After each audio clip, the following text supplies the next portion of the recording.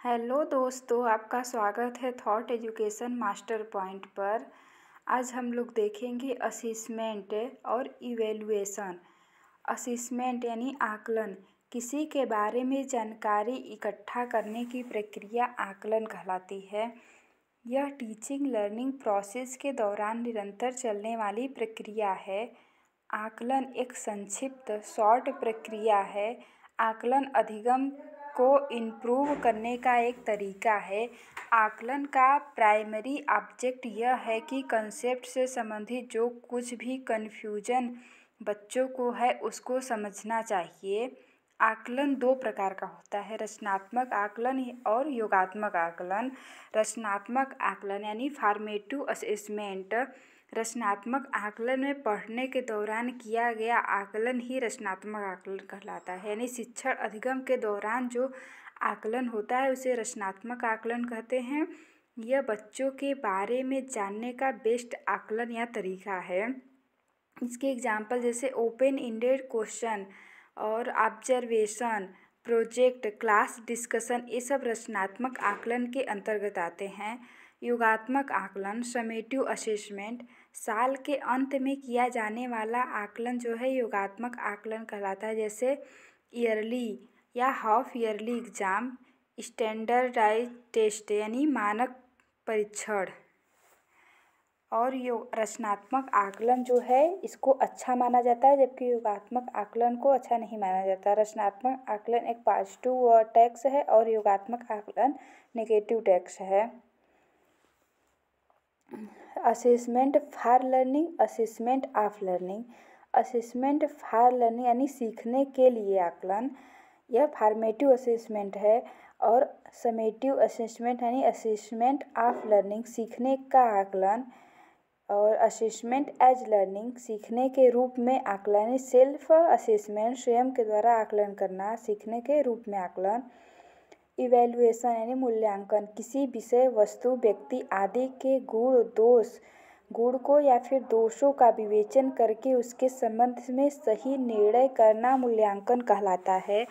यह मात्रात्मक एवं गुणात्मक दोनों होता है। अधिगमकर्ताओं यानी लर्नर्स यानी सीखने के प्रोसेस में मदद करने के तरीके खोजता है। मूल्यांकन इस बात पर भी फोकस करता है कि अधिगमकर्ता यानी कि लर्नर्स क्या और कैसे सीख रहा है। मूल्यांकन की कुछ विशेषताएं हैं, जिसमें पहला है वैधता, वैलिडिटी। यानी कि वैध मूल्यांकन वह होता है जो वास्तव में उसी बात का परीक्षण करे जिसके बारे में वह जानना चाहता है। यानी जैसे कि यदि हमें गणित का परीक्षण करना है तो हम गणित का ही परीक्षण करेंगे। यानी परीक्षण में हम सिर्फ गणित का ही क्वेश्चन करेंगे, ना कि जीके का। विश्वसनीयता यानी रियलिटी, विभिन्न परंतु एक ऐसी परिस्थितियों में किसी प्रश्न, परीक्षण या परीक्षा का उत्तर पूर्णतः एक ही प्रकार का होगा तो ऐसा मापन विश्वसनीयता कहलाता है। यानी कि जैसे आज हमने कोई परीक्षण किया, सेम क्वेश्चन, जैसे क्वेश्चन का लेवल सेम होना चाहिए। फिर कुछ दिन के बाद हम परीक्षण करेंगे, उसमें भी क्वेश्चन का लेवल सेम ही होना चाहिए और दोनों के अंक संगत हों तो उसे विश्वसनीयता कहते हैं, लगभग संगत होने चाहिए। व्यवहारिकता यानी मूल्यांकन की प्रक्रिया लागत, समय और प्रयोग सरलता की दृष्टि से वास्तविक, व्यवहारिक और कुशल होनी चाहिए। यानी मूल्यांकन जो है, मूल्यांकन की प्रक्रिया व्यवहारिक होनी चाहिए। वस्तुनिष्ठता, जिस मूल्यांकन में एक ही उत्तर हो और परीक्षा का प्रभाव न पड़े। यानी कि यदि कोई मूल्यांकन है उसमें विभिन्न परीक्षकों द्वारा उनका व्यवहारिक व्यक्तिगत प्रभाव उस पर न पड़े और वह व्यक्तिगत प्रभाव के अलावा ऐसे सिर्फ परीक्षक बनकर ही अंक दे तो उसे वस्तुनिष्ठता कहते हैं। व्यापकता, इसके सारे गुणों का मापन होता है। यानी कि सभी गुणों का मापन करना ही व्यापकता है। अब देखेंगे कंटिन्यूअस कंप्रहेंसिव इवैल्यूएशन यानी सतत और व्यापक मूल्यांकन, जिसे शॉर्ट में CCE कहते हैं। राष्ट्रीय शिक्षा नीति 1986 के अनुसार सतत और व्यापक मूल्यांकन, जिसमें मूल्यांकन के शैक्षिक और गैर शैक्षिक दोनों पहलू शामिल हो और जो शिक्षा की संपूर्ण अवधि के लिए हो वह पर जोर देती है। यानी शैक्षिक और गैर शैक्षिक दोनों पहलू शामिल हो और जो शिक्षा की संपूर्ण अवधि के लिए हो तो उसे हम सतत और व्यापक मूल्यांकन कहते हैं। यानी शिक्षा के अलावा गैर शैक्षिक जैसे विभिन्न पाठ्यक्रमी क्रियाएं या फिर खेल कूद ये सब भी शामिल हो, उसे हम सतत और व्यापक यानी सबका मूल्यांकन हो।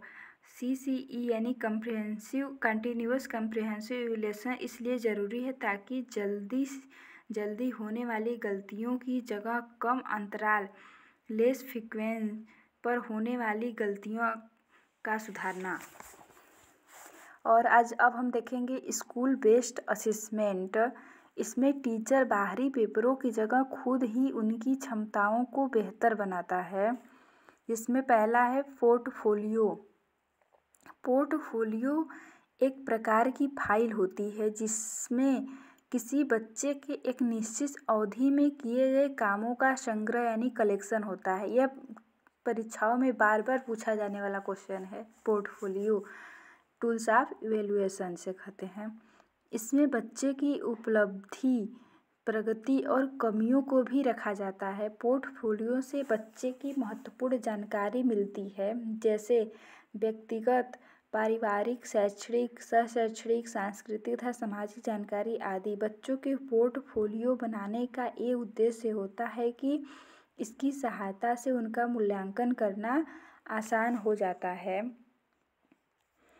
दूसरा है रिकॉर्ड, जिसे कहते हैं एनेक्डोटल रिकॉर्ड या फिर हिंदी में कहते हैं उपाख्यात्मक रिकॉर्ड। यह हिंदी पेडागोजी या फिर इंग्लिश पेडागोजी या संस्कृत पेडागोजी में पूछा जाता है।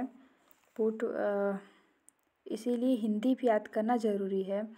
उपाख्यात्मक रिकॉर्ड, इसमें बच्चे के सभी तरह के रिकॉर्ड रखे जाते हैं जैसे behaviour, skill, attitude etc। Cumulative record, इसमें बच्चे के क्लास से संबंधित रिकॉर्ड रखे जाते हैं जैसे academic attendance, achievement etc। Rating scale, ये रेटिंग स्केल पे 5 अक्षर का होता है या फिर 7 होता है, जिसमें बीच में एवरेज होता है, फिर उससे कम, फिर उससे अधिक, ऐसे मतलब एक स्केल बनाया जाता है जिसपे लोग रेटिंग देते हैं। यह उतना अच्छा तरह से मूल्यांकन नहीं करता। रूब्रिक, यह असेसमेंट का एक टूल है जो स्पष्ट रूप से लिखित से मौखिक तक किसी भी तरह के स्टूडेंट के काम के सभी घटकों में अचीवमेंट को इंडिकेट करता है। और रेटिंग स्केल से हमें जो है उसकी सभी बातों का पता नहीं चल पाता, जैसे उसकी किस चीज़ में कमी है, परीक्षण के दौरान वह किस चीज़ में कमज़ोर है, ऐसे उसके सभी दोषों का पता नहीं चल पाता और किसके लिए रेटिंग दिया गया है इसका भी पता नहीं चल पाता। इसीलिए उतना अच्छा मूल्यांकन नहीं माना जाता रेटिंग स्केल को। और चेकलिस्ट यानी अनुसूची, यह आकलन ज़्यादातर यस और नो में होता है। और इसी तरह के वीडियो के लिए हमारे चैनल को सब्सक्राइब करें, लाइक करें एंड शेयर करें।